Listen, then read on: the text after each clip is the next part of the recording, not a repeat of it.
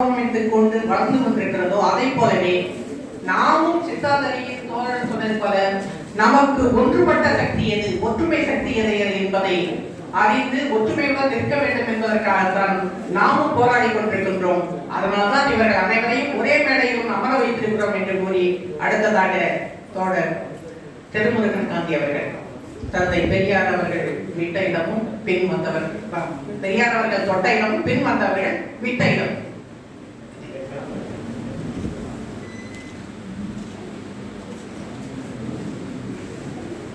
தமிழ்நாடு முற்போக்கு பெண் வழக்கறிஞர் சங்கமும் சமநீதி வழக்கறிஞர்கள் சங்கமும் இணைந்து நடத்துகின்ற இந்த பெரியாரியல் குறித்தான இந்த கருத்தரங்கத்தை தலைமையேற்று நடத்தி கொண்டிருக்கக்கூடிய மரியாதைக்குரிய வழக்கறிஞர் தோழர் பானுமதி அவர்களுக்கும், வரவேற்புரை நல்கிய மரியாதைக்குரிய தோழர் அங்கேயக்கணி அவர்களுக்கும், துவக்குரையாற்றிய தோழர் கனகவேல் அவர்களுக்கும், இங்கே எனக்கு முன்பு ஒரு சிறப்பான ஒரு துவக்க உரையை வழங்கியிருக்கக்கூடிய மக்கள் உரிமை பாதுகாப்பு மையத்தினுடைய தோழர் வாஞ்சிநாதன் அவர்களுக்கும், வாழ்த்துறை வழங்கக்கூடிய தோழர் நாகை திருவள்ளுவன் அவர்களுக்கும்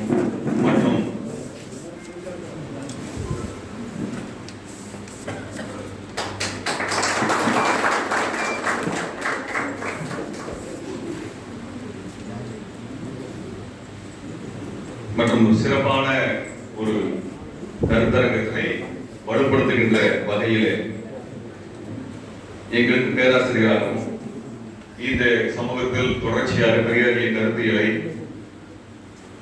பல நெருக்கடிகளுக்கு நடுவில் பரப்பி வருகின்ற மரியாதைக்குரிய தோழர் சுபவீரபாண்டியன் அவர்களுக்கும், போராட்ட களங்களில் முன்னணியில் நின்று தமிழர்களுடைய உரிமை களத்திலே இந்த போராட்டத்தை எதிர்கொண்டு எங்களுக்கெல்லாம் வழிகாட்டியாக இருக்கக்கூடிய மரியாதைக்குரிய தோழர் குளத்துமணி அவர்களுக்கும், தமிழ் தேசிய ஆற்றல்களை இணைத்து முற்போக்கு தமிழ் தேசிய அரங்கை வடிவமைத்துக் கொண்டிருக்கக்கூடிய மரியாதைக்குரிய தோழர் புலிகன் அவர்களுக்கும், இங்கே பெருந்தரலாக திரண்டிருக்கக்கூடிய அனைத்து தோழமைகளுக்கும் நான் சார்ந்திருக்கக்கூடிய மேம்பாடு இயக்கத்தின் சார்பாக வணக்கங்களை தெரிவித்துக் கொள்கின்றேன். தோழர்களே, ஒரு மிக முக்கியமான ஒரு கருத்தரங்கமா பார்க்கலாம். ஏன்னா நமக்கு பல்வேறு நெருக்கடிகளை எதிர்கொண்டிருக்கிறோம் என்பதை தொடர் வாஞ்சிநாதன் அவர்களும் தொடர் மாணவர்கள் அவர்களும் பட்டியலிட்டார். இந்த எனக்கு கொடுக்கப்பட்ட தலைப்பு பெரியார் தொட்ட இடமும் பின்வந்தவர்கள் விட்ட இடமும் அப்படிங்கிற ஒரு தலைப்பை கொடுத்திருக்கிறார்கள். விரிவாக பேச வேண்டியிருக்கிறது. நான் நினைத்தேன் சில ஆளுமைகளுடைய கருத்துக்களையும் கேட்டு தொகுத்து இதிலே இருந்து நாம் பேச வேண்டிய புள்ளிகள் எது என்பதை தொட வேண்டும் என்று விரும்புகிறேன். ஆனால் இது ஒரு கருத்தரங்கத்திலே முடிந்துவிடக்கூடிய தலைப்பு அல்ல. எனவே ஒரு வகையிலே மீளாய்வாகவும் நாம பார்க்க வேண்டியிருக்கிறது. இந்த திராவிட இயக்க கருத்தியல் இந்த 100 ஆண்டுகளில் இந்த மண்ணை பண்படுத்தி அது ஒரு முற்போக்கு அரசியல் களத்தை உருவாக்கி கொடுத்திருக்கிறது. மார்க்சிய பார்வையில் சொல்ல வேண்டும் என்றால் கருத்து முதல்வாதத்தை உடைத்தெறியக்கூடிய ஒரு பெரும்பணியை திராவிட இயக்கம் செய்திருக்கிறது. இந்த கருத்து முதல்வாத பணியோடு பொருள் முதல்வாத பணியையும் இணைத்து மேற்கொள்ள வேண்டும் என்றுதான் தந்தை பெரியார் அவர்கள் சிவப்புடரத்தை கொடியில இணைந்திருக்கின்றார். அந்த இரண்டையும் இணைத்த ஒரு புள்ளிதான் நம்முடைய அரசியலாக இந்த மண்ணுக்கு ஏற்ற மார்க்சியம் என்று நாம் எளிய மொழியில் பேசுகின்ற அரசியலாக நமக்கு இருக்கிறது.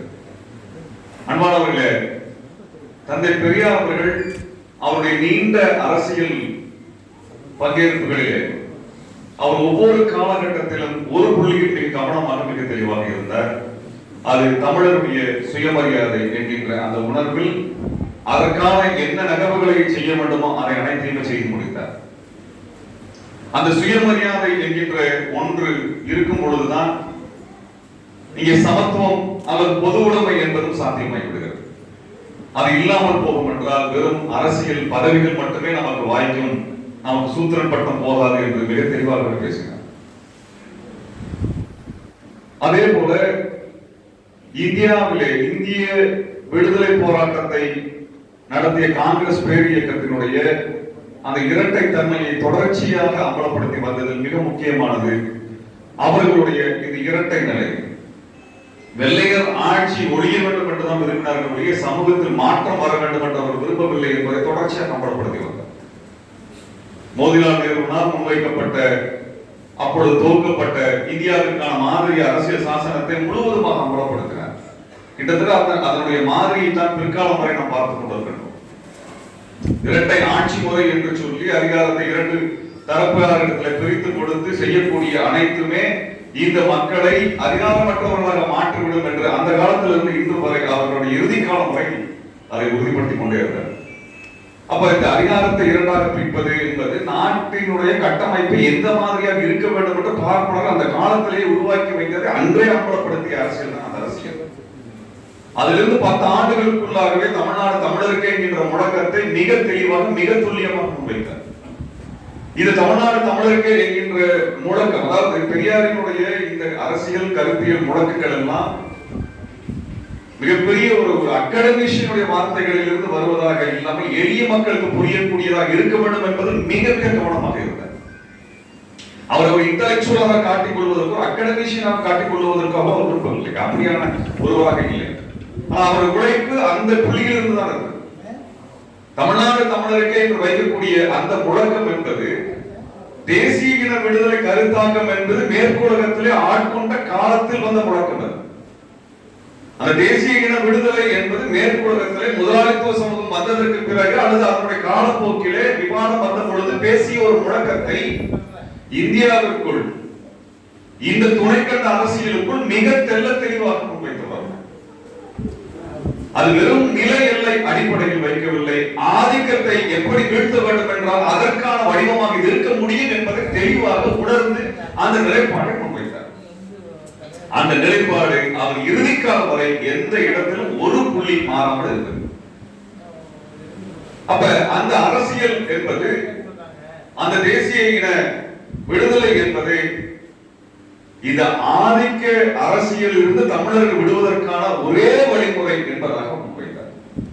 அதற்கு பிறகுதான் இந்த சுயமரியாதை என்கின்ற அரசியல் வென்ற பிறகுதான் சமத்துவம் என்பது சாத்தியமாகும். அவர் அரசியல் விடுதலைக்கு முன்னிபந்தனையாக வைத்தது இது. பெண் விடுதலையை முன்னிபந்தனையாக வைத்தார், சாதி ஒழிப்பை முன்னிபந்தனையாக வைத்தார், ஒரு சமத்துவ மனநிலை கொண்ட சமூகம் உருவாக வேண்டும் என்பதை முன்னிபந்தனையாக வைத்தார். அது இல்லாமல் வந்து வருகின்ற ஒரு தீர்வு என்பது அரசியல் அதிகார மட்டத்தில் நமக்கான பதவிகளை உருவாக்குமே ஒழிய நம்முடைய இழிவான பட்டங்கள் என்பது போய்விடாது என்பது தெளிவாக இருந்தார். இந்த சமத்துவ அரசியல் வலிமை பெறாமல், இந்த சுயமரியாதை அரசியல் வலிமை பெறாமல் அரசியல் விடுதலை சாத்தியமே இல்லை, அல்லது வருகின்ற அரசியல் விடுதலை என்பது உண்மையான மெய்யான அரசியல் விடுதலையாக இருக்க முடியாது என்பதை மிக தெளிவாக இருந்தார். அப்ப இந்த இரண்டு போக்கையும், அதாவது அரசியல் அதிகாரத்திற்குள் நாம் பங்கெடுப்பது அல்லது அதை கை கொள்வது, அதற்கு மிக தெளிவான எடுத்த நிலைப்பாடு என்பது பார்ப்பனர் அல்லாத ஒரு அரசியல் அதிகாரம் நிறுவப்பட வேண்டும் என்பதிலே அவர் எந்த இடத்திலும் பின்வாங்கவில்லை. அதில் மிக தெளிவாக இருந்தார். ஆனால் பார்ப்பனர் அல்லாத ஒரு அரசு நிறுவப்பட்டதால் மட்டுமே சமூகத்தில் சமத்துவம் வந்துவிடும் என்று அவர் நம்பவில்லை. ஆக சமூக பணி என்பது, இயக்க பணி என்பது தொடர்ந்து கொண்டே இருக்க வேண்டும். அரசியல் பணி, அரசியல் அதிகாரம், அதில் பங்கேற்பவர்களை விட வலிமையானவர்களாக இந்த இயக்கம் இருக்க வேண்டும் என்பதிலே மிக தெளிவாக இருந்தார். தேர்தல் அரசியலில் அவர் ஆர்வமற்று போன புள்ளி என்பது சமூக பணி செய்வதற்குரிய ஆட்களை, தோழர்களை, தொண்டர்களை உருவாக்கி விடாமல் செய்கின்ற ஒரு வேலையை இந்த தேர்தல் அரசியல் செய்து விடுகிறது என்கின்ற காரணத்தினால் தேர்தல் அரசியலுக்கு அப்பாற்பட்ட ஒரு சமூக பணி செய்யக்கூடிய கட்டமைப்பு வலிமையாக உருவாக்க வேண்டும் என்று விரும்பினார், செய்து காட்டினார். அந்த இயக்கம் எப்படி இருக்க வேண்டும் என்பதை இந்திய விடுதலைக்கு பிறகு அந்த சட்டப்பிரிவில் சாதியை பாதுகாக்கக்கூடிய பிரிவினை எரித்து அவர் நடத்திய அந்த வீர மிகுந்த போராட்டம் என்பது மிக தெளிவாக காட்டியது. ஒரு மக்கள் இயக்கம் எதை செய்ய வேண்டும், எப்படி அது இருக்க வேண்டும், எவ்வளவு தூரம் சமரசம் இருக்க வேண்டும், ஏன் இந்திய விடுதலை போராட்டத்தை விட மிக தீவிரமான போராட்டமாக இந்த போராட்டம் இருக்க வேண்டும் என்று தெளிவாக பேசினார். ஏனென்றால் இந்தியாவினுடைய விடுதலை என்பது சமத்துவத்தை கொண்டு வரவில்லை, வெறும் பதவிகளை உருவாக்கியது என்பது மிக தெளிவாக இருந்தது. அப்படியான ஒரு அரசியல் தெளிவு நிலை அவரிடத்திலே இறுதி காலம் வரை இருந்தது. அதிலே இந்த சமூக விடுதலையும் அரசியல் விடுதலையும் இணைந்த ஒரு விடுதலை வேண்டும் என்றால் தமிழ்நாடு விடுதலை அடைய வேண்டும் என்ற முழக்கத்தை உறுதியிருந்தார். அது இந்த இடத்திலும் அவர் மாற்றம், இரண்டும் இணைந்த ஒரு விடுதலை வேண்டும் என்றால் இந்த மக்களுக்கு சுயநிர்ணய உரிமை கொண்ட அல்லது விடுதலை அடைந்த ஒரு நிலம், ஒரு ஆட்சி பரப்பு, அதிகாரம் என்பது அவர்களுக்கு வேண்டும் என்பதை ஒரு உறுதியாக பேசினார். எந்த இடத்திலும் அவர் அதிலே தன்னுடைய கருத்தை மாற்றிக்கொள்ளவில்லை. அப்ப தந்தை பெரியாருக்கு பிறகான சூழல் என்பதை நாம் எப்படி பார்க்க வேண்டியிருக்கிறது? தந்தை பெரியாருக்கு பின்பான அதுதான் எனக்கு கொடுத்திருக்கக்கூடிய தலைப்பாக கொடுத்திருக்கிறார். பெரியார் தொட்ட இடமாக நான் அதை பார்க்கின்றேன். அதே ஒரு மார்க்சிய கூறுகளை மிக நுணுக்கமாக உள்வாங்கியவராக, சுயமரியாதை என்பதை முன்னிலைப்படுத்துபவராக இருந்தார். அவருடைய மார்க்சிய தொடர்பான அவருடைய நிலைப்பாடுகள், அவருடைய புரிதல்கள், சோவியத்தினோடுக்கான மேற்கொண்ட அவரது பயணங்கள் என்பது அவரை மிக விரிந்த தளத்தில் இயக்கக்கூடியவராக மாற்றியிருக்கிறது.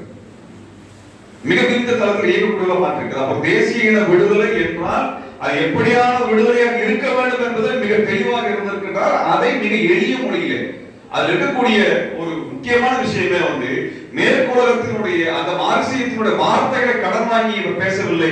இந்த மண்ணின் மொழியில் அவர் அதை பேசினார். இந்த மண்ணின் மொழியில் அவர் முன்வைத்தார்.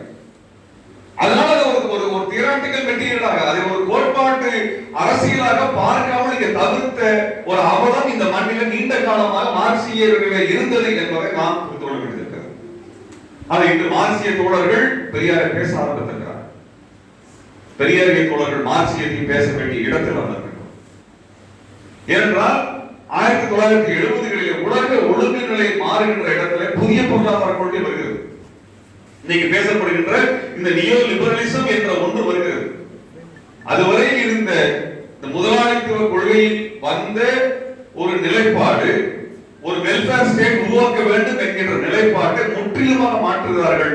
முதலாளித்துவம் என்பது தோல்வியை நோக்கி நகர்ந்து கொண்டிருக்கிறது, நட்டத்தை நோக்கி நகர்ந்து கொண்டிருக்கிறது. அது அதீத லாபத்தை நோக்கி நகர வேண்டும் என்றால் பழைய கீனீசிய தியரியை விட்டு இன்றைக்கு புதிய பொருளாதார கொள்கை என்று சொல்லப்படுகின்ற நியோ லிபரல் தியரியை கைக்கொள்ள வேண்டும் என்று ஒரு ஒப்பந்தத்தை போடுகிறார்கள். வாஷிங்டன் கன்சென்சஸ் என்று சொல்லக்கூடிய ஒப்பந்தம் 80களில் வருகிறது. அதிலே மிக முக்கியமான கூறு, இந்த புதிய பொருளாதார கொள்கை வெல்லப்பட வேண்டும் என்றால் அது வலதுசாரி கருத்தியலை வளர்த்தெடுக்க வேண்டிய தேவை இருக்கிறது. வலதுசாரி கருத்தியல் இல்லாமல் புதிய பொருளாதார கொள்கை என்பது சாத்தியமாகிவிட முடியாது, அல்லது ஏகாதிபத்தியம் என்பது வென்றுவிட முடியாது. ஆக அந்த காலகட்டத்தில் இருந்த நாம் எதிர்த்த வலதுசாரி தன்மை என்பது இன்றைக்கு இருக்கக்கூடிய வலதுசாரி தன்மையிலிருந்து மாறுபட்டு இருக்கிறது. இன்றைய வலதுசாரி தன்மை என்பது அன்றைய வலதுசாரி தன்மையிலிருந்து இன்னும் ஒருபடி கூர்மையாக இருக்கிறது என்பதை நாம் விவாதத்தின் ஊடாக அதை மக்களிடத்தில் கொண்டு போய் சேர்க்க வேண்டிய தேவை இருக்கிறது. அன்றைக்கு இருக்கக்கூடிய பார்ப்பனியத்துக்கும் இன்னைக்கு இருக்கக்கூடிய பார்ப்பனியத்துக்குமான ஒரு வேறுபாடாக சிறு தகவலாக நாம் பார்க்க முடிகிறது என்றால், அன்றைக்கு இருக்கக்கூடிய பார்ப்பனியம் அந்த மத ஆதிக்கம், ஒரு சமூக ஆதிக்கம், அதனோடு சேர்த்து நிலத்தின் மீது அவர்களுக்கான ஆதிக்கத்தை விட்டுவிடாமல் இருந்தார்கள். மிகப்பெரிய பண்ணையாளர்களாக இருந்தார்கள். அந்த பண்ணை நிலத்தை விட்டு அவர் விரட்டுவதும் திராவிட இயக்கத்துடைய பெரும்பணியாக இருந்தது. அந்த நிலத்தை மீட்டெடுக்கக்கூடிய பெரும்பணியாக இருந்தது. அந்த நிலம் அவர்களுடைய மூலதனமாக இருந்தது. அந்த நிலப்பிரபுத்துவ கட்டமைப்பில் இருந்த அந்த பார்ப்பனர்களை அப்புறப்படுத்துவது திராவிட இயக்கத்தினுடைய மிகப்பெரிய வெற்றியாக நாம் பார்க்க வேண்டியதாக இருக்கிறது. இன்றைக்கு அந்த பார்ப்பனியம் என்பது உலக ஏகாதிபத்தியத்தோடு இணைந்திருக்கக்கூடிய ஒரு பார்ப்பனியமாக இருக்கிறது. இன்றைக்கு RSS பாரதிய ஜனதா கட்சி வருகிறது என்றால் அது வெறும் இந்து மதத்தின் மீது வளர்த்த வேண்டும் என்பதற்கோ அதன் மீது இருக்கக்கூடிய பாசத்தின் அடிப்படையாலோ கடவுள் மீது இவர்களுக்கு இருக்க பக்தியாலோ அல்ல, பணத்தின் மீது இருக்கக்கூடிய பக்தியால் தான் நடந்து கொண்டிருக்கிறது. முதலாளித்துவத்துக்கு இருக்கக்கூடிய ஆர்வத்தால் தான் நடந்து கொண்டிருக்கிறது. பணியாட்கள் ஏகபோகமாக வளர வேண்டும் என்கின்ற நோக்கத்தின் அடிப்படையில் தான் RSS வளர்ந்து கொண்டிருக்கிறது. அந்த பொருளாதார நோக்கம் இல்லாமல் இவர்கள் கிடையாது. அந்த பொருளாதார நோக்கம் இல்லாமல் இப்பொழுது இருக்கக்கூடிய மதவாதம் என்பது வளரவில்லை. இரண்டும் இணைத்து பின்னி வளர்ந்து கொடுத்தார்கள். அதை அன்றே முன்கூட்டி உணர்ந்தவர் தந்தை பெரியார் அவர்கள்.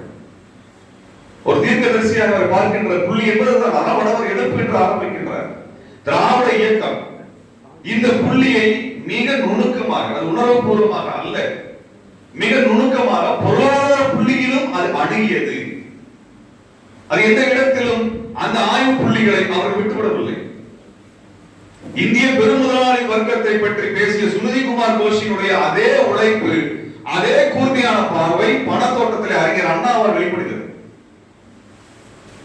1940களில் வெளிவந்த அந்த பொருளாதார ஆய்வு திராவிட அரசியலினுடைய ஒரு பொருளாதார கோட்பாட்டை தெளிவாக வரையறை செய்கிறது.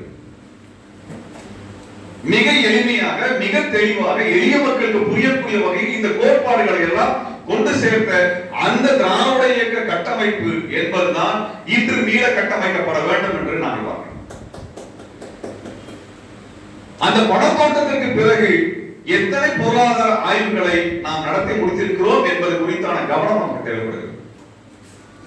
அதையும் இன்று இருக்கக்கூடிய பொருளாதார நிலையையும் இணைத்து பார்த்தால் மட்டும்தான் இங்கே ஏன் மதவெறி வளர்கிறது, இங்கே ஏன் மாநில உரிமை பறிபோகிறது, இங்கு ஏன் மொழி உரிமை பறிபோகிறது, இங்கு நம்முடைய மூலதனம் என்பதற்கான எந்த வளர்ச்சியும் இல்லாமல் இவர்கள் ஏன் முடக்கப்படுகிறார்கள், ஏன் சாதி தலைவிரித்து ஆடுகிறது என்பதை எல்லாம் புரிந்து கொள்ள முடியும். இது நமக்கு தேவைப்படுகிறது. அதுபோல இந்த அரசியலை நாம் இணைத்து பார்க்க வேண்டிய தேவை இந்த புள்ளியில் இருப்பதாக நான் பார்க்கிறேன். மார்க்சிய பார்வையை சொல்ல வேண்டும் என்றால் நிதி மூலதனம் குவிப்பு எந்த பக்கத்தில் இருக்கிறது என்பதையும் சேர்த்துத்தான் இந்த மதவாதத்தையும் பார்ப்பனியத்தையும் இந்த ஆரிய அரசியலையும் சேர்த்து பார்க்க வேண்டியது இருக்கிறது. பணியாட்களினுடைய அந்த நிதி மூலதனம் என்று சொல்லக்கூடிய அவர்களுடைய பெரிய கார்ப்பரேட் கம்பெனி வளர்ச்சி, அசுர வளர்ச்சியை புறக்கணித்து விட்டு பார்ப்பனிய எதிர்ப்பை நாம் பார்க்க முடியாது. ஏன்னா பார்ப்பனிய சமூகம் அல்லது இந்த இந்துத்துவ அரசியல், இந்த மதவெறி அரசியல் என்பதை எந்த இடத்திலும் பணியாட்களினுடைய லாப வேட்டையை கேள்வி கேட்கவில்லை, மாறாக அவர்களை வளர்த்துக் கொண்டிருக்கிறது, அவர்களை வளர்க்கிறது. அதாவது காங்கிரஸ் கட்சி ஊழல் செய்தது என்றால் காங்கிரஸ் கட்சி ஒரு துறையில் அவருக்கு வேண்டியதை வைத்து ஊழல் செய்திருக்கலாம். ஆனால் அரசையே ஒரு ஊழல் செய்து தனக்கு சம்பாதிக்கக்கூடிய ஒரு நிறுவனமாக, ஒரு தேசத்தையே கம்பெனியாக மாற்றி வைத்திருக்கிறார்கள் பாரதிய ஜனதா கட்சிகள்.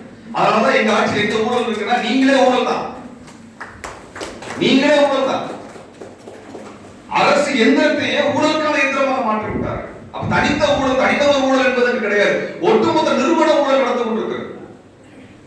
ஒரு நிறுவன ஊழல் நடந்து கொண்டிருக்கிறது. சாதாரண பணம் அல்ல, அவர் சம்பாதிக்கக்கூடிய பணம் சாதாரண பணம் அல்ல. கடந்த 70 ஆண்டுகளில் காங்கிரஸ் சம்பாதித்ததை விட பல 100 மடங்கு அதிகமான பணத்தை அவர் பெருக்கி விட்டார். அதனால தனிப்பட்ட ஊழலை பற்றி பேச முடியாது அவங்க கிட்ட. அப்ப இந்த தேசத்தை முழுவதுமாக அவர் ஆக்கிரமித்து வைத்திருக்கக்கூடிய இடத்திலிருந்து நாம் எவ்வாறு மீளப் போகின்றோம்? இது மிக முக்கியமான கேள்வியாக நம் முன்னே எழுகின்றது. இந்த இடத்தில் தான் இங்கே பெரியாரிய தோழர்கள், மார்க்சிய தோழர்கள், தமிழ் தேசிய தோழர்கள், இஸ்லாமிய தோழர்கள் என்ற அனைவரும் ஒருங்கிணையக்கூடிய ஒரு பெரும் ஒரு அரசியலை இந்தியாவுடைய வேறு எந்த மாநிலத்தையும் விட தமிழ்நாடு சாதித்து காட்டியிருக்கிறது.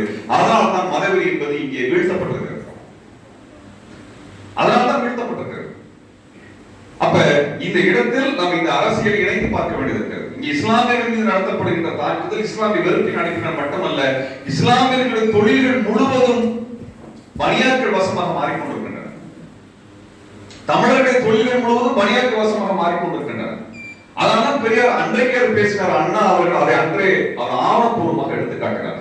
இந்த பனியா அரசியலை நாம் உணர்ந்து அரசியல் பூர்வமாக எதிர்க்கவில்லை என்றால், கையாளவில்லை என்றால் மதவாதம் வளர்வதை நம்மால் தடுத்து விட முடியாது.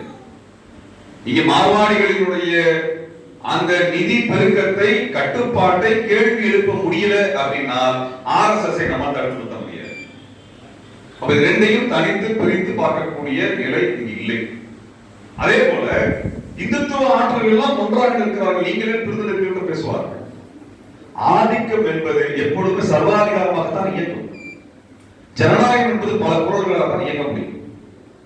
அந்த பல குரல்களாக இருப்பதுதான் ஜனநாயகத்தின் வழிபாடு. நான் பார்க்கிறேன், பிரிந்து இருக்கிறோம் என்பதல்ல. ஒவ்வொருவருக்கும் இயங்குவதற்கென்ற தளம் இருக்குது. அந்த தளத்தில் ஒவ்வொருவரும் இயங்கிக் கொண்டிருக்கின்றோம். இந்த தளங்கள் அனைத்தும் தேவைப்படுகின்ற காலத்தில் ஒன்றாக இணைந்து நின்று பாசிசத்தை எதிர்த்து நிற்கிறது. அதான் தமிழ்நாட்டில் ஜனநாயக அரசியல். அதே சமயத்தில் இங்கே தேர்தல் அரசியலில் இயங்கக்கூடியவர்கள் அவர்கள் திராவிட கருத்தியலை தீவிரமாக உள்வாங்கியவர்களோ, மார்க்சிய கருத்தை உள்வாங்கியவர்களோ, அல்லது அதில் புரிதல் இருக்கக்கூடியவர்களோ, அல்லது குறை புரிதலோடு இருக்கக்கூடியவர்களோ, இவர்களுக்கும் இங்க இருக்கக்கூடிய சமூக இயக்கங்களுக்கும் ஆன ஒரு உரையாடல் வெளி தமிழ்நாட்டில் இல்லை. அது தேவைப்படுது. அரசியல் அதிகாரத்தில் இருக்கக்கூடியவர்கள் சமூக இயக்கங்களை, மக்கள் இயக்கங்களை கண்டுகொள்வதில்லை. அதை அந்த இயக்கத்தில் எத்தனை பேர் இருக்கிறார்கள் என்பது அல்ல முக்கியம், அது எதை பேசுகிறது என்பதுதான் முக்கியம். அந்த அந்த கருத்தியல் வழிகாட்டுதல் என்பது சமூகத்தினுடைய தேவை. இந்த அடித்தட்டு மக்களிடமிருந்து இந்த கருத்தியல் மேலே வருகிறது. தமிழ்நாடு முழுவதும் பல நூறு இயக்கங்கள் இருக்கிறார்கள். இந்த இனத்தினுடைய பல தேவைகளை, அவசியத்தினை, கோரிக்கைகளை பல இயக்கங்கள் பல வடிவங்களில் முழங்குகிறார்கள். இதையெல்லாம் தொகுத்து அரசியல் கட்சிகளுக்குள் கொண்டு சேர்க்க வேண்டிய பொறுப்பு, அதற்குரிய தளத்தை உருவாக்க வேண்டிய பொறுப்பு நமக்கு இருக்கிறது. ஒருவருக்கு ஒருவர் எதிரியாக நாம் பார்க்கவில்லை. பொது எதிரியாக இருப்பது நாகப்பூரில் இருந்து வந்திருக்கக்கூடிய பாம்பு தான். அந்த நச்சு பாம்பை அழிக்க வேண்டிய இடத்துல ஒவ்வொருவரும் கையிலே அவர்கள் தடி வைத்திருப்பார்கள், கடப்பாக வைத்திருப்பார்கள், மம்படி வைத்திருப்பார்கள். நோக்கம் ஒன்றுதான், பாம்பை அடிக்க வேண்டும் என்பதுதான். விரட்ட வேண்டும் என்பதில்லை, அடிக்க வேண்டும் என்பது, அதை வீழ்த்த வேண்டும் என்பதுதான். அதை யாருக்கு மாற்றுக்கிறது கிடையாது. ஆனால் அதற்குரிய வேலை திட்டத்தில் மிக முக்கியமானது, இங்க இருக்கக்கூடிய மக்கள் இயக்கங்கள் அரசியல் கட்சிகளை விட வலிமையானதாக இருந்தால் மட்டும்தான் தந்தை பெரியார் எப்படி ஒரு ஆளுமையாக அந்த காலகட்டத்தில் இயங்கினாரோ அதை இந்த காலத்தில் சாத்தியப்படுத்த முடியும். அதைத்தான் நாங்கள் வேறுபாடாக பார்க்கிறோம். தந்தை பெரியார் மிகப்பெரிய ஆளுமையாக இருந்தார். அவருக்கு அடுத்தபடியாகத்தான் எந்த கட்சிகளும், எந்த கட்சியினுடைய முதலமைச்சரும் இருந்தார்கள். அவருடைய ஆளுமையை தாண்டியோ மீறியோ இல்லை. தந்தை பெரியாருடைய கோரிக்கைகளை ஏற்றுக்கிறார். ஏன் அரசியல் கட்சிகளை ஆதரித்தார்கள்? அவர் முன்னெடுக்கக்கூடிய கோரிக்கைகளை ஏற்றுக்கொள்ளக்கூடிய கட்சிகளை அல்லது நபர்களை அவர் முன்னிறுத்துவது தயங்கியது இல்லை. அந்த வலிமை பெரியாருக்கு இருந்தது. பெரியாரை மீறி, பெரியார் கொடுத்த வாக்குகளை மீறி அவர்களை இயக்கிவிட முடியாது. ஆனால் அப்படியான ஒரு சூழல் இப்பொழுது இல்லை என்பதை நாம் உணர வேண்டியிருக்கிறது. இங்கே இயக்கங்கள் தனித்து நின்றாலும் மிக வலிமையான ஒரு குரலை பதிவு செய்யக்கூடிய இயக்கங்களாக இருக்க வேண்டும். ஏன் விவசாய போராட்டம், உழவர் போராட்டம் ஒரு வெற்றியை நோக்கி நகர்ந்தது என்றால் அங்கே உழவர் இயக்கங்கள் அரசியல் கட்சியை கடந்து வலிமையான இயக்கங்களாக இருந்தன, இன்றும் இருக்கின்றன. அதனால அவர் அரசியல் கட்சியை சார்ந்து நிற்கவில்லை. அக்காலிதழையோ அங்க இருக்கிற காங்கிரஸ் கட்சியையோ அல்லது பிற கட்சிகளையோ சார்ந்து நிற்காமல் தனித்து வலிமையான ஒற்றை கோரிக்கையின் ஒற்றை இலட்சியத்தில் அவர்கள் துணிந்து இறுதி வரை நின்றார்கள். அதனால் சாத்தியப்படுத்தினார். அப்படியான ஒரு வலிமையான மக்கள் இயக்க கட்டமைப்பு நமக்கு தேவைப்படுகிறது. எதை எதிர்க்க வேண்டும் என்பதற்கு என்றால், கட்சிகள் பாரதிய ஜனதா கட்சியில் இருக்கின்றன, இயக்கங்கள் RSS வீழ்த்துகின்ற பொறுப்பை மேற்கொள்ளும். ரெண்டுக்கும் வித்தியாசம் இருக்கு. ஏனென்றால் நாங்கள் ஒவ்வொரு வேளையிலும் சொல்லி வருகிறோம், பாரதிய ஜனதா கட்சி அல்ல, RSS நினைத்தால் 1000 பாரதிய ஜனதா கட்சிகளை உருவாக்க முடியும். ஆனால் பாரதிய ஜனதா கட்சி நினைத்தால் ஒரு RSS உருவாக்கிவிட முடியாது. அந்த இடத்தில் தான் மக்கள் இயக்கங்களுடைய முக்கியத்துவம் வருகிறது. 2005-6 வருட கணக்கிலே RSS-க்குள் விவாதம் நடந்திருக்கிறது. பாரதிய ஜனதா கட்சி RSS-னுடைய கோட்பாட்டை முன்னெடுத்து செல்லுவதிலே அவர்கள் ஆர்வம் காட்டவில்லை என்கின்ற விமர்சனத்தின் அடிப்படையில் RSS-னுடைய மூத்த தலைவர்கள் இந்த பாரதிய ஜனதா கட்சி அப்புறப்படுத்திவிட்டு வேறொரு கட்சி உருவாக்க வேண்டும் என்று விவாதித்திருக்கிறார்கள். அவர்கள் நினைத்தால் சாத்தியமாகும். அதனால்தான் பாரதிய ஜனதா கட்சி தன் ஆட்சி பறிபோனாலும் கூட, அதுக்கு தலைவர்களுடைய தலைகள் பறிபோனாலும் கூட RSS சொல்லுவதை கேட்பதற்கான ஒரே காரணம், 1000 பாரதிய ஜனதா கட்சி உருவாக்கக்கூடிய வலிமை RSS இருக்கிறது. அது எந்த இடத்திலும் RSS என்பது பாரதிய ஜனதா கட்சி கீழ்ப்படுத்தியதாக தன்னை மாற்றிக்கொள்ளும். அப்படியான ஒரு வலிமை இங்கே மக்கள் இயக்கங்களுக்கு இருக்கிறது. அதைத்தான் 2019 நாடாளுமன்ற தேர்தலின் பொழுது பாரதிய ஜனதா கட்சி தோல்வி அடைந்த பொழுது பாரதிய ஜனதா கட்சியினுடைய பாரதி ஸ்ரீனிவாசன் அவர்கள் சொன்னார், நாங்கள் எங்களது தோல்விக்கு அடிப்படை காரணம் இங்கு இருக்கக்கூடிய சிறு சிறு மக்கள் இயக்கங்கள் தான் காரணம் என்று சொன்னார். அவர் உணர்ந்து விட்டிருக்கிறார். தமிழ்நாட்டினுடைய ஆரோக்கியமான அரசியல் என்பது 2 தளங்களில் முற்போக்கு அரசியல் முன்னகர்வுதான் அதனுடைய வலிமையான ஒரு நிகழ்வாக நமக்கு இருக்கிறது. இந்த இரண்டையும் வலுப்படுத்துகின்ற ஒரு அரசியலை மேற்கொள்ள வேண்டும் என்றால் வேரிலே வலிமை ஊன்றி நிற்க வேண்டும். அது என்னவென்றால் மக்கள் இயக்கங்கள் வலிமையான ஒரு இயக்கமாக மாறி நிற்க வேண்டும். இதுதான் முக்கியமானதாக இருக்கிறது. அதே போலதான் தோழர்களே, நாம் வர்க்க அரசியலையும் பார்க்க வேண்டியிருக்கிறது. 1000 கோடி ரூபாய்க்கு சொத்து வைத்திருப்பவரும் பெரியாரிஸ்டாக இருக்கின்றார். இங்க அன்றாட காட்சி பெரியாரிஸ்டாக இருக்கிறார். யார் பெரியாரிஸ்ட்? யார் சமூக நீதியை பேசுவார்? எது சமூக நீதியை கொடுக்கும்? எது ஆதிக்க அரசியல் வேறு இருக்கக்கூடிய வலிமையை, நீதியில் இருக்கக்கூடிய சமரசமற்ற வலிமை எது கொடுக்கும்? இந்த வர்க்க அரசியலையும் நாம் புரிந்து கொள்ள வேண்டியிருக்கிறது. எந்த வர்க்கத்துக்கான அரசியல் நமக்கு தேவைப்படுகிறது?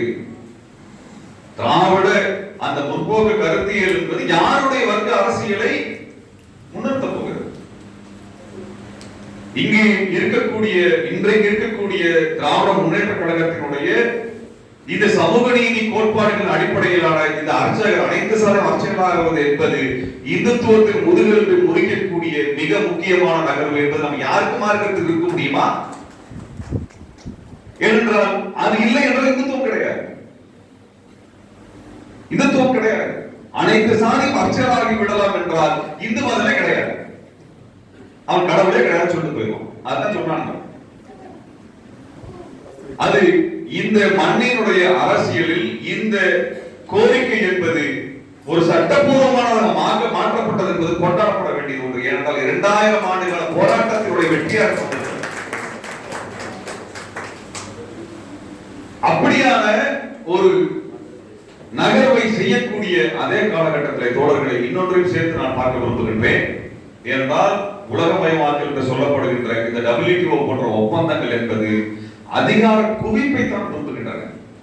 ஒன்றிய அரசு ஏன் அதிகார குவிப்பு தேவைப்படுகிறது என்றால் இந்த புதிய பொருளாதார கொள்கையான WTO-வின் வழியாக வரக்கூடிய கொள்கை திட்டங்களுக்கு இனிமேல் நாங்கள் பிசினஸ் பண்ணி லாபம் சம்பாதிச்சு முதலாளித்துவத்தை காப்பாற்ற முடியாது. சாமானிய மக்களினுடைய மொத்த சொத்தை கொள்ளையடித்தால் மட்டும்தான் முதலாளித்துவத்தை காப்பாற்ற முடியும் என்கிற நிலையில் இருக்கிறது. சாமானிய மக்களினுடைய சொத்தை கொள்ளையடிக்கணும் என்றால் அதற்கு தடையாக இருப்பது கூட்டாட்சி தத்துவம் தடையாக இருக்கிறது, மாநில சுயாட்சி தடையாக இருக்கிறது. ஆக அனைத்து அதிகாரங்களையும் மையத்தில் கொண்டு போய் நிறுத்த வேண்டும் என்று ஒன்றிய அரசிலே அதிகாரத்தை குவித்துக் கொண்டிருக்கிறார். ஆக திராவிட முன்னேற்ற கழகம் மாநில சுயாட்சியை முன்னெடுக்க வேண்டும் என்றால் இந்த பொருளாதார கொள்கை குறித்தான விவாதம் இல்லாமல் முன்னெடுத்து விட முடியாது. இந்த தனியார் மையத்தை கேள்வி எழுப்பாமல் முன்னெடுத்து விட முடியாது. இந்த உலக வர்த்தக கழகத்தினுடைய ஒப்பந்தங்களை பற்றி பேசாமல் இந்த மாநில சுயாட்சி என்பதை நம்மால் வென்றுவிட முடியாது என்பதை உணர வேண்டியிருக்கிறது. ஏனென்றால் இன்றைக்கு மீன்வள மசோதா வந்திருக்கிறது, விவசாய மசோதா வந்திருக்கிறது. இதெல்லாம் மாநிலங்களுக்கான உரிமைகள் பட்டியலில் இருக்கக்கூடியவை. இதே போலத்தான் கல்வி என்பது நமக்கான உரிமை என்பதை அங்கே கொண்டு சென்று அதையும் அவர் பறித்துக் கொண்டார்கள். இதற்கு பின்னால் இருக்கக்கூடிய பொருளாதார காரணிகளோடு பார்ப்பனிய கூறுகளும் சேர்ந்து நின்றுதான் இன்றைக்கு மாநில உரிமையை அழித்துக் கொண்டிருக்கின்றன. அதையும் இணைத்துத்தான் நாம் இந்த அரசியலை பார்க்க வேண்டியிருக்கிறது. அந்த அடிப்படையில் தான் மாநில உரிமையை வென்றெடுக்க முடியும். அந்த இடத்தில் தான் பெரியார் வடிவமைத்த அந்த கொடியில் மையத்தில் இருக்கக்கூடிய சிவப்பிற்கு முக்கியத்துவம் வருகிறது. அதை உணர்ந்துதான் சிவப்பை அங்க வைத்திருக்கின்றார். ஆக இந்த இரண்டையும் இணைத்துத்தான் பார்க்க வேண்டும். இது இல்லாமல் போகும் என்றால் ஒன்றிய அரசினுடைய கொள்கையோடு எந்த இடத்தில் முரண்பட வேண்டும் என்றால் இந்த புள்ளியில் முரண்பட வேண்டும். மேற்பொதுநல இயக்கம் இதோடு சேர்த்து ஒரு கோரிக்கையை முன்வைக்கிறது. அது தமிழ்நாடு அரசு இங்கே மாநில உரிமை பேசுகின்ற திமுக திராவிட முன்னேற்ற கழகம் இந்தியாவுடைய வெளியுறவு கொள்கை எங்களுக்கு பங்கு இருக்கிறது என்று பேச வேண்டும் என்று நாங்கள் விரும்புகிறோம். இரண்டாவது வெளியுறவு கொள்கை தான் பொருளாதார கொள்கையை முடிவு செய்கிறது, பாதுகாப்பு கொள்கையை முடிவு செய்கிறது. அனைத்து கொள்கைகளும் இந்த பிராந்திய ஒப்பந்தங்கள் என்ற அனைத்து கொள்கைகளும் வெளியுறவு கொள்கை தான் முடிவு செய்கிறது. இந்தியாவினுடைய வெளியுறவு கொள்கையிலே தமிழ்நாட்டுக்கு ஏன் முக்கியத்துவம் வர வேண்டும் என்றால் தமிழ்நாடு எல்லையோர மாநிலமாக இருக்கிறது. தமிழ்நாடு எல்லையோர மாநிலமாக இருக்கிறது. ஆக எல்லையோர மாநிலமாக இருக்கக்கூடிய அந்த மாநிலங்களுக்கு தான் அந்த தனது எல்லைப்புறத்தில் இருக்கக்கூடிய நாடு குறித்தான கொள்கையில் முடிவெடுக்கக்கூடிய அதிகாரம் இருக்க வேண்டும். அதிகாரம் இருக்க வேண்டும். இங்கே ஈழத்தமிழருக்கும் நமக்குமான உறவு என்பது இந்தியா இலங்கை என்ற நாடுகள் வருவதற்கு முன்பாகவே 2000-3000 ஆண்டுகளுக்கு முன்பாக இருந்த உறவு. உன்னுடைய தூதரமும் என்னுடைய தூதரமும் சேர்ந்து முடிவு பண்ணிட முடியாது. உங்கள் எல்லாம் விட மூத்தவர்கள் எங்கள் மக்கள். இந்த முடிவை யார் எடுக்க முடியும் என்றால் தமிழீழ தமிழர்களும் தமிழ்நாட்டு தமிழர்களும் தமிழ்நாட்டு தமிழர்கள் அரசும் தமிழக மக்களுக்கான அரசும் சேர்ந்துதான் முடிவெடுக்க முடியும். அதை எங்கேயோ டெல்லியில குஜராத்ல உட்கார்ந்து உத்தரப்பிரதேச உட்கார்ந்து இருக்கிறவன் இங்கே இந்த மண்ணினுடைய மக்களினுடைய அரசியலை ஒரு ஒப்பந்தத்தின் மூலமா சாத்தியப்படுத்தி விட முடியாது. அது மக்களுக்கு எதிரானதாக இருக்கிறது. ஆகவே இந்த வெளியுறவு கொள்கையில் நாம் முடிவெடுக்க வேண்டியது 1950-60 இருந்த நிலைப்பாடுகள் உலக ஒழுங்கு என்பது வேறு, இன்றைக்கு இருக்கக்கூடிய உலக ஒழுங்கு என்பது வேறு. இறுதியாக ஒன்றை சொல்லி முடிக்க விரும்புகின்றேன். இந்த கோட்டைப்பட்ட மீனவ பிரச்சனை விவாதமாக்கப்பட்ட பிறகு 4-5 நாட்களுக்கு முன்பு இந்தியாவினுடைய இலங்கைக்கான தூதர் யாழ்ப்பாணத்தில் இருக்கக்கூடியவர் தமிழ்நாட்டிலே வந்து ஆளுநரை சந்தித்திருக்கின்றார். எதை பற்றி பேசுவதற்கு என்றால் அங்கே இருக்கக்கூடிய மீனவர்களுக்கு இங்கே இருக்கக்கூடிய மீனவர்கள் சிக்கல் என்று பேச வந்திருக்கின்றார். அவர் இந்த மீனவர்களுக்காக பேசவில்லை, அந்த மீனவர்களுக்காக பேசவில்லை, அந்த அரசு நலனுக்காக பேச வந்திருக்கின்றார். அவர் சந்திக்க வேண்டியவர் தமிழ்நாட்டின் முதல்வரை உடைய ஆளுநர் அல்ல, ஆட்டுத்தாடிகள் அல்ல. இங்கே மக்களால் தேர்ந்தெடுக்கப்பட்டவரைத்தான் அவர் சந்திக்க வேண்டும். ஆனால் அப்படியான மரபுகள், அந்த உரிமைகள் என்பது மீறப்படுகின்றன. இதையெல்லாம் எதிர்த்து கேள்வி எழுப்ப வேண்டிய அரங்குகளை நாம் உருவாக்க வேண்டும். நாம் முரண்பட்டவர்கள் அல்ல, கருத்து வேறுபாடுகள் கொண்டவர்களுக்கு. கருத்து வேறுபாடு என்பது ஜனநாயகத்திற்கு உரம் சேர்க்கக்கூடிய ஒன்று, அது வலிமைப்படுத்தக்கூடிய ஒன்று. அது இனிவரும் திராவிட இயக்கத்தை, திராவிட சித்தாந்தத்தை, தமிழ் தேசியத்தை, தமிழர்கள் உரிமை களத்தை மேலும் மேலும் ஜனநாயகப்படுத்தும், வலிமைப்படுத்தும். அதிலே நாம் ஆறினுடைய இரு கரைகளாக நின்று இந்த தேசத்தை காப்போம் என்று சொல்லி, நான் சொல்லக்கூடிய தேசம் தமிழ் தேசத்தை காப்போம் என்று சொல்லி விடைபெறுகிறேன். நன்றி.